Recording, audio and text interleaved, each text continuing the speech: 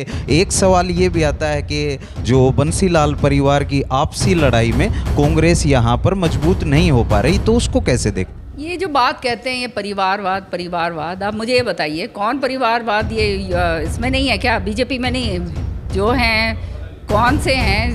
सारों के कितने बच्चे उसके अंदर हैं? जो काम करता है और जो जिसका अपना वजूद है वो आदमी अपने आप निकलता है ना? तो अगर कोई डॉक्टर का बच्चा डॉक्टर बन रहा है तो वो ये थोड़ा ना कहेंगे वो परिवारवाद हो गया। सारे बहन भाईयान राम राम भाई, तम देखना शुरू कर चुके हो एनडी न्यूज़। और जैसा कि आपने पता है, नगर परिषद जो निकाय के चुनाव हैं, 46 निकाय सीटों पर चुनाव होने जा रहे हैं हरियाणा में। देर से ही सरकार ने चुनाव की घोषणा कर दी है। उसी संदर्भ में वार्तालाप करने के लिए हमारे साथ जो कांग्रेस की कद्दावर नेता किरण चौधरी जी हैं, उनसे बात करेंगे कि भिवानी का जो टिकट वितरण का आज खबर ऐसी चल रही थी कि आज मैडम कंफर्म कर देंगी।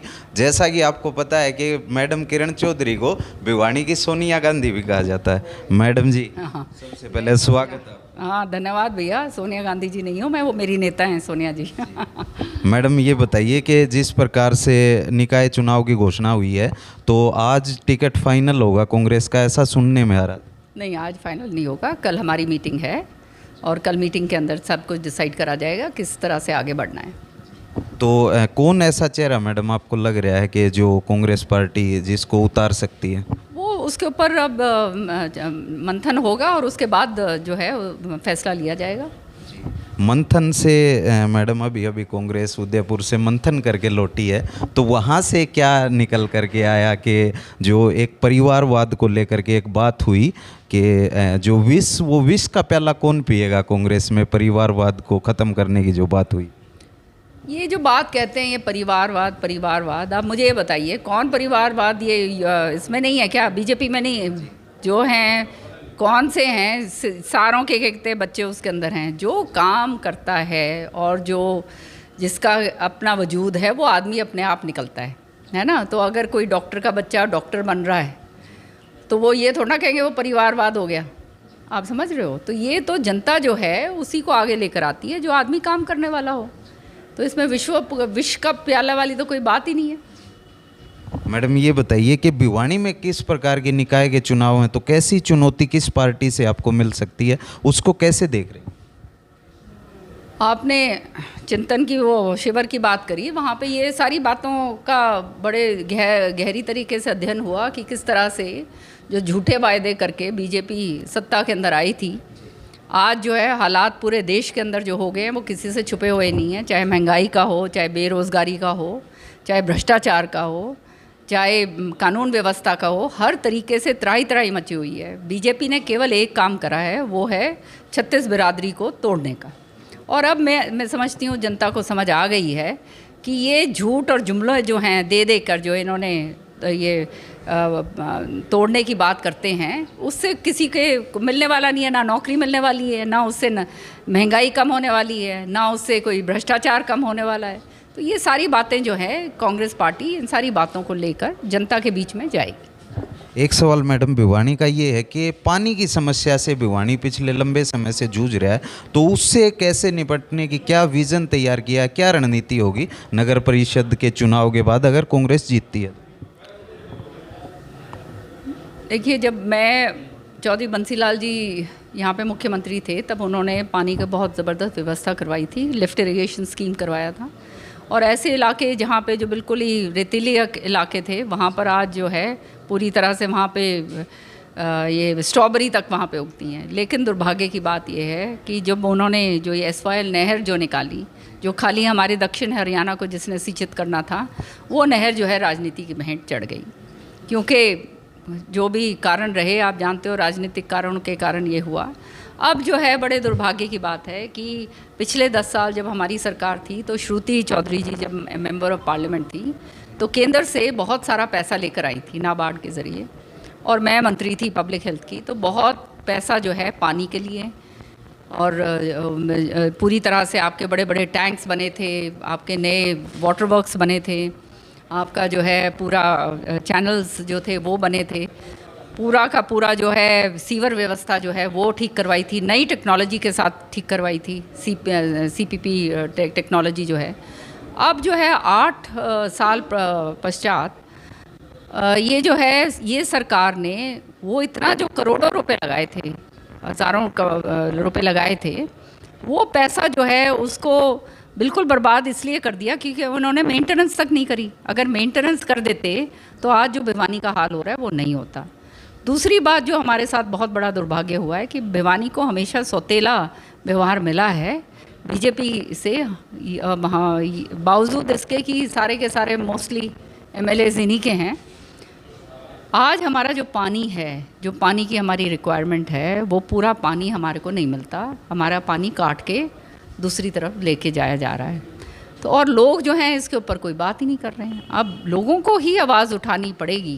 देखो, हम राजनीतिक पार्टी होने के नाते मैं तो इसमें चूक कभी करती नहीं हूँ। विधानसभा में भी मैंने भ्रष्टाचार, यहाँ जो इतना व्यापक तौर से भ्रष्टाचार हुआ कि जो है मंदिरों की ज़मीनें बेच दी गई, जो है शौचालय तक की ज़मीनें बेच दी, है ना। आज तक जो है उनको ठीक है उठा के गिरफ्तार तो कर लिया, लेकिन उनसे जो है रिकवरी नहीं करवाई गई है, जो करोड़ों रुपए जो इन्होंने ये करा। तो ये इस तरह से जो ये घोटाले हो रहे हैं, ये पूरे हरियाणा के अंदर सब लोग अच्छी तरह से जानते हैं कि क्या हालात हैं। अब जो पानी है, इस पानी के लिए जो है हमारे को संघर्ष करना पड़ेगा, क्योंकि हमारा पानी उठा के कहीं और ले गए। अब उसके लिए जो है जनता को मेरे समय पर यहाँ पे हमने 7 टैंक बनवाए, 7 टैंक्स बनवाए थे। अब जो हालात बिल्कुल, और पिछले जो सर्वे का वीडियो उसमें भी आपने देखा, जब हम वार्ड नंबर 1 में सर्वे कर रहे थे, वहाँ पर लोगों ने बताया कि बंसीलाल की पोती ने हमारे सीवरेज लाइन बिछवाई थी, उसके बाद हमारा बुरा हाल है। हाँ, तो इतना ज़बरदस्त आज जो है गंदगी के अंदर बेचारे रह रहे हैं। वो सीवर लाइन जो हैं उनकी मेंटेनेंस तक नहीं करी। तो सरकार का जो काम होता है वो तो सरकार ने बिल्कुल करा ही नहीं। इन्होंने तो केवल 8 साल मौज करी है, और जो है वो अब आने वाले टाइम में अब लोग, मैं समझती हूँ, समझ आ गई है सब लोगों को कि किस तरह के लोग हैं। और सरकार लोग बनाते हैं, वोट इसलिए डालते हैं कि उनको फ़ायदा हो। ये सरकार तो खाली मुनाफा कमा रही है। अब आपकी जेब काटी जा रही है।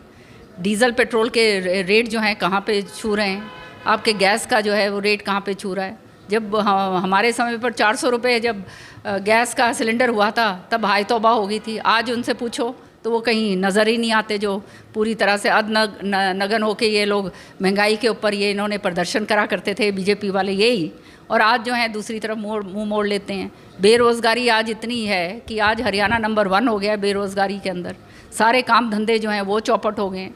सो हालात बहुत बुरे हो गए हैं और जनता इस बात को समझती है। ये जो निकाय चुनाव हैं, ये निकाय चुनाव में अब जनता को बहुत सोच समझ कर वोट डालनी पड़ेगी, क्योंकि अच्छा, मैं समझती हूँ अगर एक साफ सुथरी छवि का कोई व्यक्ति आएगा, ईमानदार व्यक्ति आएगा, वही आगे काम करेगा।